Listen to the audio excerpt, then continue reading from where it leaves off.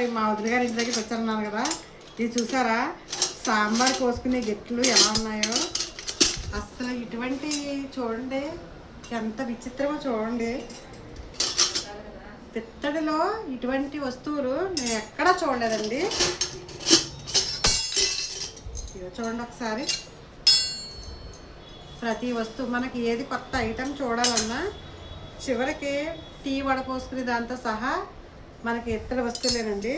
చూడండి ఎన్ని గెట్లు, ఎంత గొడవ. ఇదిగో చూడండి, చూడండి ఇది ఎంత బాగుందో.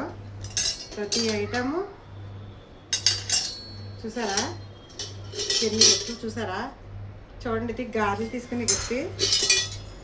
చూడండి ఇవి దోశ వేసుకునేదండి, దోశ వేసుకునే అట్ల ముళ్ళు. ఇది చూసారా, ఇది చూడండి